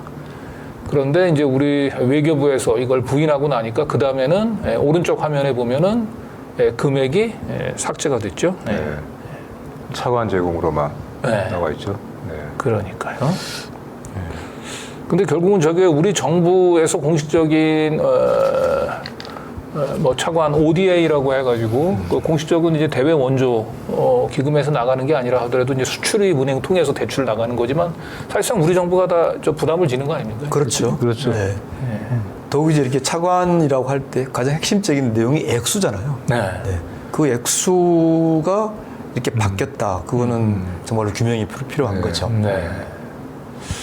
그리고 중요한 거는 저 이제 우크라이나의 이제 그 지원 사업 관련해 가지고 1년 전에 이미 또 이 삼부 토건 그렇죠. 문제 말썽 많은 삼부 토건이 우크라이나 재건 사업에 이제 빨대를 꽂기 시작을 했거든요. 그리고 최근에 정부 우크라이나 이 외교 사절단이 다녀가고 난 뒤에 삼부 토건 주가가 거의 상한가 폭등을 했어요. 또 네. 그들은 뭐 다 알고 있는 거죠. 그래서 어쨌든 지금은 외교부에서 공식 부인하긴 했습니다만은 우크라이나에 대한 80억 퍼주기 이 부분들을 논란은 쉽게 사그러들지 않을 것 같습니다. 자, 이번에는 우리 송기호 변호사님께서 직접 지적하신 오므라이스 한 그릇에 팔아넘긴 국제 통상 질서. 어떤 내용인지 좀 잠깐 좀 소개 좀 부탁드릴까요? 아까 제가 잠깐 말씀드렸는데 이제 세계 무역 기구에 우리가 일본을 제소를 했잖아요. 반도체 그러니까 무역 보복 일본의 수출 규제 문제에 대해서 며칠 전에 세계 무역 기구 사무총장이 한국을 방문했어요. 이제 최초의 여성 사무총장이고 또 아프리카 출신 사무총장이죠. 그 닥터 응고지라는 여성이신데 저도 이제 한국 방문 때 그분을 만났고 제가 미국이 WTO 국제 통상 질서를 훼손하려고 하는 상황에서 세계 무역 기구의 역할이 더 늘어나야 된다. 그것을 위해서 사무총장이 열심히 하는 것을 저는 강력하게 지지한다. 이제 그렇게 말씀을 서로 나누고 했는데요. 제가 이 오므라이스 한 그릇에 팔아넘긴 통장 질서에서 말하고 싶었던 것은 뭐냐면요. 일본이 국제법에 어긋난 방식으로 반도체 공급망을 교란했잖아요. 네. 그러면 당연히 한국으로서는 안정적인 다자 국제 통상 질서가 우리 국민 경제에 대단히 중요하기 때문에 일본의 이런 도발, 일본의 이런 보복에 대해서 반드시 이게 국제법 위반이고 이런 일이 반복돼서는 안 된다라는 그런 국제사회의 어떤 선언, 확인을 받고 넘어가야 되는 겁니다. 근데 지금 오히려 거꾸로 돼서 한국이 먼저 일본에 대해서 아예 WTO 제소를 철회해 줬어요. 혹시 자 우리가 노저펜 한번 상황을 한번 떠올려 보죠. 그러니까 강제동원 판결이 있었고 일본이 그것에 대해서 WTO 위반하는 일방적인 보복을 했었고요. 그래서 저도 그때 이 문제는 WTO에 가지고 가야 된다 해서 제소를 했고요. 그런데 윤석열 정권에 들어와가지고 일본의 그 조치가 즉 반도체 공급망에 타격을 준 우리 국민 경제에 굉장히 어떤 충격을 주려고 했던 그 행위가 단죄되지도 않은 상태에서 우리가 그걸 철회를 해줘버린 상황이거든요. 그래서 아까 말씀드린 대로 그것을 일본은 어떻게 자국 국민에게 이야기하고 있냐면 한국이 오히려 국제규범에 맞지 않은 수출 어떤 그 내부 시스템 문제가 있는 것을 일본이 그것을 가르쳐줬다라고 하고 있는 것이죠. 그러니까 우리로서는 굉장히 중요한 안정적인 그런 국제 통상 규범을 만들어 갈 수 있는 대단히 의미 있고 필요한 것이었는데 그냥 대통령이 일본에 가서 오므라이스 먹고 그러니까 아까 그 황구시보에서 산무 이야기를 했잖아요. 네. 우리 지금 국제 통상 이 경제에 접근하는 지금 정권은 정말로 없습니다. 그러니까 뭐냐면은 우리나라의 통상 전략이 없어요. 어느 방향, 어떤 내용, 어떤 원칙, 이를테면 국제사회에서 대한민국은 이러한 통상규범으로 가려고 하는 나라이다. 그걸 가지고 보다니 우리 국민경제에 유익한 그런 통상질서를 만들어 가야 되는데, 우리 국민경제에 큰 영향을 주고 있는 반도체 문제에 대해서 그렇게 일본의 불법적인 도발이 있었음에도 불구하고 그걸 제대로 단지하지 못하고 그냥 풀어줘 버렸단 말이죠. 저는 그래서 그것을 한국 대통령이 거꾸로 가고 있다. 만약에 제대로 갔다라면은 WTO에서 일본이 패소했을 것이고, 오히려 일본의 이런 국제규범 위반 행위에 대해서 우리가 다시는 그런 것이 반복되지 않도록 정확하게 일본을 가르쳐 줬을 것이죠. 그런 점을 지적하고 싶었습니다. 그러니까 이 고 김영삼 대통령이 썼던 표현으로 이 일본의 이 치졸한 그 무역 보복에 대해서 버르장머리를 고칠 수 있는 좋은 기회였고, 실제로 문재인 대통령 때는 일본이 이제 그 이 소부장, 이 부품 수출 규제를 우리가 부품 자주화를 통해서 극복을 해보자라고 했고, 실제로 많은 우리 중소기업들이 부품 자주화의 상당 부분 이제 기반을 닦았는데, 거꾸로 정부가 이제 윤석열 정부가 들어서가지고 지금은 뭐 WTO 제소를 철회했을 뿐만 아니고 사실상 다시 일본의 이제 소부장 기업들의 우리 반도체 산업이 거꾸로 다시 한번 이제 그 의존하게 하면 지금 만드는 그런 구조로 지금 몰아가고 있어서 참 여러 가지로 참 그러니까 오므라이스 한 그릇에 도대체 얼마를 팔아 넘겼는지 이게 지금 만약에 저울로 단다고 한다면은 이쪽과 이쪽 편 간에 엄청나게 이것은 뭐 저울로 잴 수가 없는 그런 불균형일 텐데요. 그 지금 이제 우크라이나 정부에 대한 80억 달러 대출 의혹, 초특혜 대출 의혹 이거를 보더라도 지금 한국 정부가 국제사회에서 얼마나 인심 좋은 나라로 지금 비치고 있을까 그런 생각이 들어요. 모든 걸 내주고 모든 걸 풀어주는 그런 아주 인심 좋은 나라가 돼 가고 있는 것인데, 근데 여기서 한 가지 의문이 들어요. 그렇다면은 그렇게 인심 좋은 한국 정부에 대해서 그 같은 그런 선물을 받은 나라에서는 한국 정부, 한국의 대통령을 어떻게 보고 있는가? 엊그제였죠. 그 바이든 대통령이 G7 정상회담에서 아마 기자회견에서 뭔가 실수를 했지 않습니까? 한국의 룬이라고. 저도 이번에 이제 룬이 바로 그런 의미인지를 처음 알았는데 이게 실수였을 것 같아요. 실수였겠죠. 그렇죠. 그런데 워낙 존재감이 없다는 거죠. 존재감 없기도 하고. 근데 이제 사실 사람의 어떤 실수, 특히 말의 실수는 항상 그것이 어떤 무의식의 반영이라는 말이 있지 않습니까? 유명한 이제 그 프로이드 선생께서 그렇게 얘기를 했는데, 그렇잖아요. 우리가 항상 뭔가를 실수를 할 때는 또 그런 이유가 있는 거예요. 평상시에 이 한국의 대통령을 바라보는 시각에 그런 어떤 그 평소에 생각이 있지 않았을까 하는 생각이 되고, 그리고 이것이 결코 근거가 없는 주장이 아니라고 하는 것은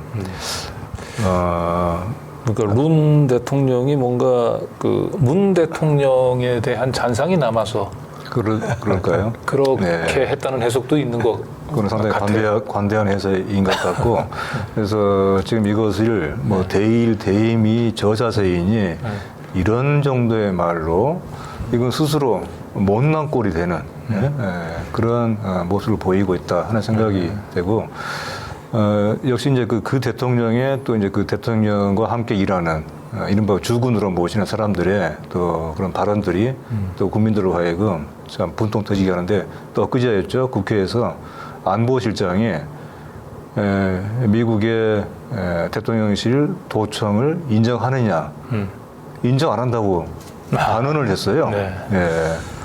아니, 최소한 이것이 조사 결과를 좀 지켜봐야 되겠습니다. 이런 정도 얘기라도 해야 되는 거죠.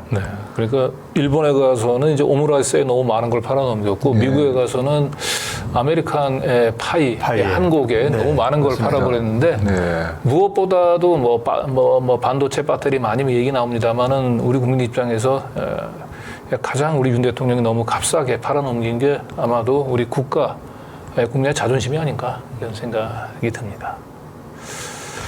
자, 다음 얘기를 한번 넘어가 보겠습니다. 이건 이제 통상 얘기가 아니고 집회의 자유에 대한 윤석열 정부의 그 퇴행인데요. 네. 또 하나 지금 이 윤 정부에 의해서 민주주의의 일대 후퇴가 메고되고 있는 것이 집회에 대한 위헌적이죠. 위헌적인 입법적인 통제를 하려고 하는 것이고 아마 지금 이거를 그야말로 일사불란하게 밀어붙이려고 하고 있는 것 같아요. 우리 이제 송기호 변호사님이 좀 이따가 또 법적인 사항에 대해서 말씀해 주시겠지만은 사실 이것은 너무나 기본적인 거잖아요. 우리 헌법에서도 그렇고 민주주의에서 집회의 자유라고 하는 것은 언론 출판이라고 하는 자유, 사상의 자유, 양심의 자유 등과 함께 아주 기본 중의 기본이죠. 기둥이죠. 그런데 이것을 이번에 이제 건설노조에서 뭐 이러이러한 뭐 불법 폭력이 있었다라고 하는 딱지를 붙이면서 이것을 명분으로 좀 밀어붙이려고 하는데 근데 도대체 이것이 위헌이고 입법이다라고 하는 얘기를 해도 들을 생각을 하지 않으려고 하는 것 같아요. 네. 근데 근본적으로 집회는요. 일단 요거는 이제 지금 이제 정부가 추진하려고 하는 이제 법안의 내용들을 먼저 좀 소개할 필요가 있을 것 같은데요. 이제 지금 국민의힘하고 정부는 이제 불법 집회나 시위 전력이 있는 단체의 경우에는 좀 엄격하게 집회 허가를 하는 방안을 추진하기로 했고요. 또 출퇴근 시간대에 또 이 도심에서 여는 집회 시위도 좀 엄격히 제한하겠다. 이런 이제 두 가지 방향으로 추진을 하고 있는 것 같습니다. 일단 민주노총, 건설노조 이런 쪽이 우선 가장 타깃이 되고 있는 것 같죠. 지금. 그 아까 우리 국민의 자존심을 이제 팔아판 거죠. 근데 지금 이 집회의 자유에 대한 이 극단적인 침해를 보면서 저는 역사를 생각합니다. 뭐냐면은요. 집회의 자유가 우리 대한민국 국민의 권리로 최초로 보장된 게요. 1919년이에요. 3.1운동 후에 처음 헌법으로 대한민국 임시헌장을 만드는데 그 1919년 임시헌장에서 기본권 10가지를 그때는 이제 대한민국 인민이라고 표현했죠. 거기에 집회 자유가 들어가 있습니다. 그러니까 대한민국이라고 하는 공동체, 법률 공동체가 지구상에 등장할 때 바로 그때부터 집회의 자유는 같이 가고 있었고요. 집회의 자유야말로 대한민국을 대한민국으로 만드는 중요한 정체성이죠. 이것을 뭐 출퇴근 시간이다 또는 뭐 과거에 뭐 어떤 게 있었다라고 해서 이것을 본질적으로 침해하려고 한다는 것은 저는 그거는 역사 부정이라고 생각합니다. 대한민국 공동체의 기본 원칙에 대한 부정이라고 생각합니다. 그리고 이제 국민들이 잘 또 오해할 수 있는 것이 지금 우리는 지금 집회 허가제가 아니지 않습니까? 그렇죠. 그리고 이제 집회 및 시위 관한 법률을 보게 되면 분명히 나와 있어요. 제3조에 일단 법의 성격이 이것은 집회의 자유를 보장하기 위한 법률이라고 법의 목적을 밝히고 있는 거잖아요. 그러니까 규제가 아닌 집회의 자유의 보장이다. 그리고 3조를 보면은 집회 방해 금지라고 하는 것이 대원칙으로 들어있는 거잖아요. 매우 제한적인 어떤 그런 사유가 있을 때만 이것을 경찰은 당국은 허가하지 어떻게 되는 거예요? 금지할 수 있다라고 돼 있는 거거든요. 이거는 본말이 바뀌는 것이죠. 마치 허가있는 것처럼. 대법원 판례에 따르면 이제 명백 현존하는 위험이 있을 때만 이제 집회 제한이 가능하다. 이렇게 돼 있군요. 그렇죠. 이제 저는 이제 중국화라는 용어를 간단히 좀 말씀드려보고 싶은데요. 그러니까 중국에 대해서 여러 가지 관점과 평가가 있어서 제가 그 본질을 말씀드린 것이 아니고요. 좀 상징적으로 중국화하는 일본이라는 책이 있어요. 근데 이제 이 책은 현대 일본의 정치를 다루기 위해서 그렇게 접근한 게 아니고 우리가 흔히 생각할 때 메이지 유신 그러면은 일본이 아시아에서 어떤 굉장히 새로운 근대성을 추구한 것처럼 그렇게 평가되지만 실제로 메이지 유신이라는 것은 일본의 봉건 영주 지방 토호 그렇게 분산되어 있던 권력들을 중앙 집권을 한 것인데 이것은 이미 중국의 중앙 집권의 그런 시스템이었다는 거죠. 그런 점에서 메이지 유신이 막연하게 일본이 아시아에서 근대성을 먼저 열어젖혔고 따라서 그것이 일본이 결국은 조선 정한론 또 만주 침략의 정당화의 근거로 되어 있는데 그게 대단히 허구적일 수 있다라고 하는 일본 역사학자의 책 제목이 중국화한 일본이에요. 그러니까 메이지 유신에 대해서 그렇게 평가를 한단 말이죠.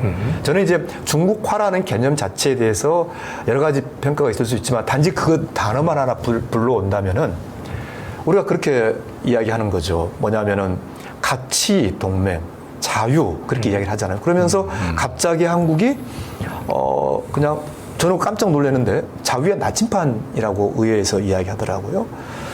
그런데 막상 그 실질은 어떻게 돼가고 있습니까? 그 자유의 중요한 내용들을 그 나침판이 막 부러뜨리고 있잖아요. 이건 그러니까 아까 제가 처음에 말씀드린 것처럼 후쿠시마 오염수 문제를 대통령실이 조작하고 이렇게 어떤 인위적으로 뭔가 어떤 프로파간다를 만들어내는 것이라고 제가 말씀드리는데 바로 이것도 그러거든요. 정말로 자유를 가치의 국정 가치 핵심으로 삼고 있는 집단이라면 할 수 없는 짓을 하고 있는 거죠. 그렇죠. 제가 중국에 대해서 어떤 뭐 특별하게 관점을 제시하려는 게 아니라 그런 용어들이 있다는 거죠. 그러니까 이제 이 사안에 대해서만큼은 그렇게 보신다는 것이죠. 특히 이 반노조, 노조 혐오 정서에 기반한 이 집회 제한 이 발상은 그 시장 경제를 가장 이상적인 체제로 그렸다라고 얘기하는 이제 아담 스미스의 이제 국부론에도 보면은 맨 초반부에 어떤 내용이 나오냐면은 이 노동자하고 자본가들의 연대에 대해서 쭉 비교를 쫙 해놓고 있는데 이 아담 스미스가 이 자본가들 연대는 굉장히 조용한 곳에서 은밀한 방식으로 이루어지는 반면에 노동자들의 연대는 기본적으로 시끄러울 수밖에 없다. 그렇죠. 그들은 그렇게 시끄러울 수밖에 없는데 중요한 건 항상 이런 노동 그다음에 자본가들의 연대는 언제든 항상 노동자들의 패배로 끝날 수밖에 없는 비극적 운명에 있다. 이런 얘기들을 아담 스미스가 해놓고 있더라고요. 아담 스미스는 기본적으로 이 시장이라고 얘기하는 부분들은 기울어져 있을 수밖에 없다라고 하는 걸 전제로 얘기를 하세요. 그러니까 이 기울어진 시장을 맞추기 위해서는 기본적으로 약자인 노동자들이 스스로 단결을 통해서 연대를 할 수 있는 힘을 불어넣어주는 게 중요. 이게 이제 말하자면 지금 현대화된 민주주의 기본 규범 아닙니까?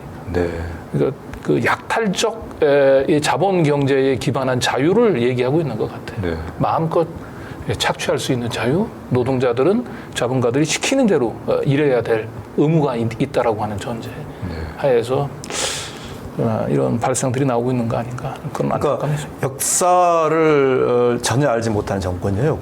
1919년 최초의 헌법 임시헌장 그 기본권의 순서를 쭉 보면은요. 재산권이 10번째 기본권 중에서 가장 뒤에 나옵니다. 그렇죠. 자, 그럼 다음에 이어서 노동복지 장관의 반노동 반복지 약자 부처에 비하면 같은 얘기일 것 같긴 그렇습니다. 사실 정부의 기능 자체가 어떻게 보면 모든 부처가 약자를 보호하는 것이 그 기능의 이제 본질적인 부분일 텐데 특히 이제 그 중에서도 약자 보호를 그 부처의 어떤 그 주요한 정체성으로 내세우는 대표적인 부처를 꼽는다고 한다면은 그것이 바로 노동부이고 복지부이잖아요. 근데 지금 두 개의 부처의 장관들이 보이고 있는 노동부 장관의 반노동, 복지부 장관의 반복지. 그 심각한 상황이죠. 이번에 그 노란봉투법과 간호법에 대해서 다른 부처의 장관도 아니고 그 해당 부처의 장관들이 지금 그야말로 그 법의 취지를 정면으로 부정을 하고 게다가 또 이것을 사실을 왜곡을 하고 있어요. 저는 특히 이제 노동부 장관에 대해서는 특히 좀 지적을 하지 않을 수 없는 것이 이모 장관이죠. 대표적인 장관이죠. 이정식 장관. 이정식. 대표적인 국내 그 노동계의 대표적인 이른바 이론가라고 불렸던 노총에서 저 인물이 지금 노동계에 있으면서 노동계의 어떤 그 대변자로서 또는 일원으로서 이력을 쌓아왔던 사람이에요. 그리고 그 이력이 어떤 발판이 돼서 뭐 장관으로 발탁이 됐을 터인데 지금 노동자의 이익을, 노동자의 그 기본권을 정면으로 부인하는 그런 일을 하고 있는 것에서 더욱더 어이가 없어요. 이정식 장관은 사실 저는 개인적으로 그 제가 노동 전문 기자로 있으면서 잘 알겠네요. 이제 특히 그분은 이제 한국노총의 이제 이론가죠. 그렇죠. 정책실장 아주 오래 했죠. 그래서 굉장히 네. 얘기를 들어보면 아이디어도 많고 굉장히 합리적인 그래도 그랬었죠. 생각을 했고 그래서 그나마 윤석열 정부 그 이 내각 가운데서는 그래도 노동 전문가를 그래도 노동 단체에서 활동했던 사람을 해서 좀 그나마 노동부 장관은 좀 기대를 좀 걸어볼 만하겠네 이런 생각을 했는데 여지없이 기대를 좀 저버리고 있는 상황인 것 같아요. 특히 노동계에서 이정식 장관에 대한 배신감이 좀 더 훨씬 더 큰 것 그러겠죠. 네. 그다음 노사정 또 위원장은 이제 김문수 위원장을 임명해서 지금 도대체 이 노정을 대표하는 지금 정부 관료가 과연 노동자를 위해서 존재하는 분들인지 아니면 자본의 이익을 대변하시는 분인지 지금 완전히 좀 그래서 약자 부처의 배반이라고 하는 요 우리 민들레 칼럼의 제목이 아주 공감합니다. 공감하는. 네. 자, 이제 거의 뭐 이제 시간이 이제 다 이제 정리될 시간인 것 같은데요. 민들레 애독자 및 구독 후원자 대상 설문조사가 5월 31일까지 지금 예정이 돼 있네요. 아, 이달까지군요. 네. 저희가 지난 15일이 창간 6개월이거든요. 창간 이제 6개월 반년을 넘긴 시점에서 한번 민들레에 대한 기대 또 민들레를 왜 어떤 계기로 이제 보시게 됐는지 또 앞으로 어떤 것을 좀 더 많이 충실하게 보도해 주면 좋겠는지 이런 거 독자들의 이런 그 여론을 좀 들어보고 싶었어요. 그래서 저렇게 설문조사를 지금 하고 있으니까요. 31일까지 많은 분들 참여해 주시면은 저희들 앞으로 민들레 지면의 제작에 운영에 많이 참조할 수 있도록 그렇게 하겠습니다. 네. 저희 도탐사에 비해서는 참 여러 가지로 많이 앞서가는 우리 후발 주자인데 우리는 단 한 번도 우리 그 시청자들 상대로 해서 이런 또 설문조사를 해볼 엄두를 내지 못했는데 도탐사는 사실 이제 실시간 대화를 하고 있잖아요. 그렇죠. 네. 자, 그렇지만 뭐 이제 시민언론 민들레도 실시간 대화가 이제 가능해집니다. 유튜브 시민언론 민들레, 귀로 듣는 신문, 시민언론 민들레. 어떤 유튜브 지금 한 2만 명 정도 넘었나요? 아니, 아직 그 정도까지는 아니고요. 아직은 한 1만 한 2, 3천 명 정도. 1만 2, 3천 명. 그래서 시민언론 민들레가 창간 200일 전에 2만 명은 좀 달성할 수 있도록. 200일요? 200일이면은 앞으로 한 달여 남았네요. 별게 자신 없는 표정을 아닙니다. 아까 지금 속으로 다짐을 건강보조식품 설명할 때는 굉장히 진지하고 자신감 있어 보였는데 우리 시민분들이 도와주시기 바랍니다. 자, 그리고 더불어서 민들레 1만 구독 후원자 만들기 캠페인에도 많은 관심 부탁드리겠습니다. 자, 오늘 뭐 준비한 저희 소식 다 전해드렸는데 이제 그냥 보내면 좀 아쉬우니까 특히 우리 송 변호사님 네. 오늘 정말로 그 최전선에서 또 애쓰시고 고생하고 계신 우리 도탐사 강 기자님 또 우리 민들레 이 대표님 이 두 분과 같이 할 수 있게 돼서 저로서는 정말 더 아주 뜻깊은 시간이었습니다. 지금 정말로 시민에게 알려야 될 것, 또 시민이 알아야 될 그런 또 중요한 지식의 무기라는 게 있는데, 그 우리 사회에 꼭 필요한 우리 두 분들의 이런 역할에 정말 깊이 공감하고 또 존경합니다. 저도 또 민들레 칼럼을 쓰고 있습니다만, 우리 민들레 또 도탐사가 더 많이 우리 시민 속에 사랑받는 그런 성장을 위해서 저도 계속 함께 하겠습니다. 오늘 정말 이렇게 함께 할 수 있어서 큰 영광이었고, 네, 감사했습니다. 네. 네. 우리 이명재 대표님도 네. 좀. 네. 어제 저 회사에서 이런 얘기들이 오갔어요. 지금까지 겪어왔던 역대 이런 근데 이제 역대 정부를 기준으로 할 때 어느 때가 가장 최악이었느냐라고는 얘기가 나왔었어요. 이제 거기에 대해서 또 여러 가지 박 모 시인이 전 모 시인이 이런 얘기가 나왔었죠. 그런데 그 중에 이제 당연히 지금 현재의 윤모 씨에 대한 얘기도 나왔죠. 네, 그것은 어느 때가 최악이었다 하는 얘기를 쉽게 얘기할 수는 없을 것 같고 다 사실 그 하나하나가 다 최악이었죠. 그 당대에는. 근데 하지만 지금 이제 우리가 겪는 이것이 최악이라고 한다면은 지금의 정부가 보이고 지금의 권력이 보이고 있는 것에 정말 좀 전례가 없는 행태가 있는 것 같아요. 저로서는 이렇게 얘기를 하고 싶은데 그 전에 이른바 최악의 정부들은 자기가 어떤 일을 하고 있는지를 알고서 저지르는 일들이었다고 한다면은 지금의 이 정부는 과연 자기가 어떤 일을 하고 있는지를 어떤 짓을 벌이고 있는지를 알고 그럴까에 대한 상당한 의문이 드는 것이거든요. 사실 그 점에서 최악이랄 수가 있고 좀 전례가 없다. 그런 생각이 듭니다. 그래서 그만큼 이것은 지금의 상황은 우리로 하여금 전례 없는 상황에 맞는 좀 전례 없는 대응이 필요한 때가 아닌가 이런 생각이 들고요.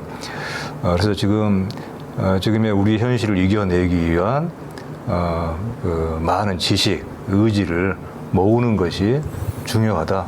그걸 오늘 다시 한번 좀 확인하는 시간이 된 것 같습니다. 네, 감사합니다.